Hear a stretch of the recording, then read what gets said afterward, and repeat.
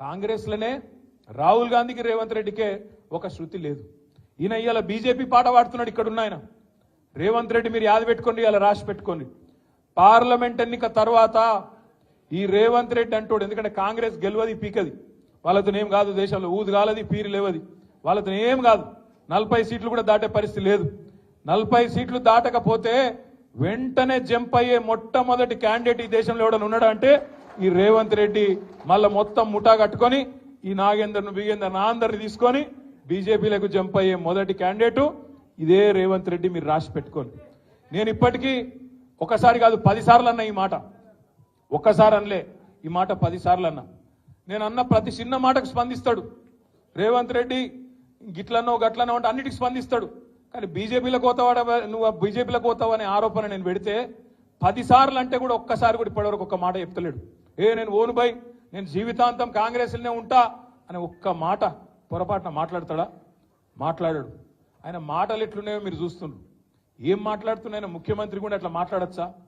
Secretariat పోతాడు, నేను ఇక్కడ లంకె బిందెలు ఉంటాయనుకొని వచ్చినా లంకె బిందెలు ఖాళీ కుండలు ఉన్నాయంటాడు. ఇప్పుడు నేను అడుగుతున్న ఒకటే, మీకు లంకె బిందెలు అంటే వాటి కోసం ఎవరు తిరుగుతారు? గడ్డపారలు పట్టుకొని, తటపారలు పట్టుకొని, నెత్తి మీద బట్టలు కట్టుకొని అర్ధరాత్రి దొంగలు తిరుగుతారు. మరి ఈయన ఎట్లా అయినా ఈయన ఏం చేస్తున్నా ఇదివరకు నాకు తెలియదు. కానీ లంకె బిందెలు అంటాడు. నిన్నగాక మొన్న ఆడ చూసిన మహబూబ్నగర్లో మాట్లాడుతాడు. ఈయన ఏమంటాడు? కొడుకుల్లారా పేగులు మెడలు వేసుకుంటా అంటాడు. పేగులు మెడలు వేసుకుంటేంది రావులా? నాకు అర్థం కాక అడుగుతా. అరే నువ్వు ముఖ్యమంత్రివా లేకపోతే బోటి కొట్టేటోనువా? పేగులు మెడలు వేసుకునేది నాకు అర్థం కాదు. పేగులు మెడలు వేసుకొని తిరుగుతారు ఎవడన్నా ముఖ్యమంత్రి? ఇంత బేకారు మాటలు మాట్లాడతారా ముఖ్యమంత్రి స్థాయిలో? ఇంకా అంటుండు జేబుల కత్తెర పెట్టుకొని తిరుగుతున్నా నేను అంటాడు. జేబుల కత్తెర పెట్టుకొని ఎవడు తిరుగుతాడే? పక్కా జేబు దొంగలు తిరుగుతారు. గసంటోడు. అయ్యా రేవంత్ రెడ్డి గారు, జేబుల కత్తెర జర పైలం అటు ఇటు అయితే డేంజర్ ఉంటుంది సుమా, చాలా డేంజర్. జాగ్రత్తగా పెట్టుకోండి. ఎందుకంటున్నా అంటే గీన మన కర్మ. మన ముఖ్యమంత్రి జేబుల కత్తెర పెట్టుకొని తిరుగుతా, మెడల పేగులు వేసుకుంటా, లంకె బిందెలు పెట్టుకొని గీవిడ అవే మన ముఖ్యమంత్రి. రైతు బంధు ఈరా మగడా అంటే అది శాత కాదు. కరెంట్ ఇయనికి శాత కాదు. మహిళా సోదరి మనులకు నెలకు 2500 ఇస్తాను, అది ఈరా భయ అంటే అది లేదు. నెలకు 4000 ఇస్తా ముసలోళ్ళ కన్నా అదేదిరా భయ అంటే అది దిక్కులేదు. ఇది ఏది తులం బంగారం అన్న ఆడపిల్లల పెళ్లికి అదేదిరా అంటే అది లేదు. ఇవేవి లేవు. అందుకే దాన్ని కవర్ చేయడానికి ఏం చేస్తుండు? ఫోన్ ట్యాపింగ్ అవుతుంది అంటాడు. ఏడైతుందిరా భయ్, ఏమైతుంది బయట పెట్టంటే మనకు చెప్పాడు. యూట్యూబ్లకు లింకులు ఇస్తారు. యూట్యూబ్లకు మీడియాలకు లింకులు ఇచ్చి వీళ్ళ ఫోన్ ట్యాప్ అయింది, వాళ్ళ ఫోన్ ట్యాప్ అయింది, ఇదైపోయింది, అదైపోయింది. చెయ్యి, నీ చేతులు ఉంది కదా అధికారం, ఏం చేస్తావు వచ్చేయి అద్దంటారు ఎవరన్నా? ఏమన్నా తప్పు జరిగితే విచారణ చేయి, మేము అద్దంటలేం కదా. ఎక్కడెక్కడ తప్పులు జరిగినావో ఎవరు తప్పులు చేసినరో వాళ్ళ మీద చర్య తీసుకో. భయపడతాం ఎవడు కూడా ఇక్కడ భయపడ్డాడు ఎవడు లేనే లేడు. నువ్వు ఎంటిగా కూడా వీకలేవు అనే మాట కూడా నేను విజ్ఞప్తి చేస్తా ఉన్నా. మీరు దయచేసి నేను మిమ్మల్ని కోరేది ఒకటే, మనం వీటికి ఆగం కావద్దు.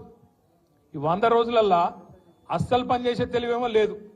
కరెంట్ ఇచ్చే ముఖం లేదు, మంచిళ్ళు ఇచ్చే ముఖం లేదు, రైతు బంద్ చేసే ముఖం కాదు. రైతులు చస్తుంటే, రైతుల పొలాలు ఎండుతుంటే ఆయన పోయే తెలివి లేదు. ఓదికు ఇసుక దందా, ఓదికు రైస్ మిల్లర్లను పిలిచి బెదిరించుడు, ఓదికు క్రషర్లను పిలిచి బెదిరించుడు, ఓదికు బిల్డర్లను పిలిచి బెదిరించుడు.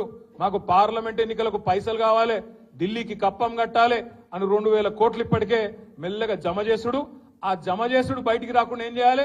ఇగో ఫోన్ ట్యాపింగ్ అవుతుంది, ఇగో ఈ స్కామ్ అవుతుంది, గొర్రెల స్కామ్ అవుతుంది, బర్రెల స్కామ్ అవుతుంది అని టీవీలలో తిప్పాలి, మన నెత్తులని ఖరాబ్ చేయాలి. అసలు కథ ఏంది? కిందనేమో ఇసుక స్కామ్ లో ఒక మంత్రి దొరుకుతాడు, ఇంకో దగ్గర రైస్ మిల్లర్లు ఇంకో మంత్రి బెదిరిస్తాడు, ఇంకో దగ్గర క్రషర్ల మీద దాడులు చేసుకుంటా అక్కడ పైసలు వసూలు చేస్తారు, ఇక్కడ బిల్డర్ల మీద దాడులు చేసుకుంటా ఇక్కడ పైసలు వసూలు చేస్తారు. నేను అడుగుతున్నా రేవంత్ రెడ్డి, హైదరాబాద్ పరిధిలో ఇలా నువ్వే మున్సిపల్ మంత్రివి. నేను ఇదివరకు మొన్నటిదాకా, నేను డిసెంబర్ దాకా నేను మంత్రిగా ఉంటి కాబట్టి నాకు తెలుసు డిపార్ట్మెంట్ లో ఏం జరుగుతుందో నాకు కూడా తెలుసు.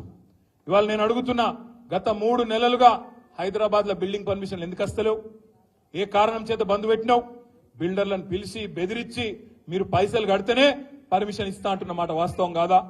ఢిల్లీకి 2500 కోట్లు నువ్వు సామంతరాజు కాబట్టి ఢిల్లీకి కప్పం కట్టాలి కాబట్టి ఇవాళ అక్కడ 2500 కోట్లు జమ చేసి కట్టిన మాట వాస్తవం కాదా?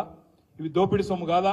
ఇలా నువ్వు మాట్లాడతావు ఈ తప్పు జరిగింది, ఆ తప్పు జరిగింది అని బోగస్ ముచ్చట్లు, కేసీఆర్ని తిట్టుడు, అడ్డమైన ఛానళ్లలో ప్రచారాలు చేసుడు, పబ్లిక్ దిమాక్ అంతా ఫిరాయించిపోయేటట్టు అడ్డమైన మాటలు మాట్లాడు, అసలు మాటలు మాట్లాడు.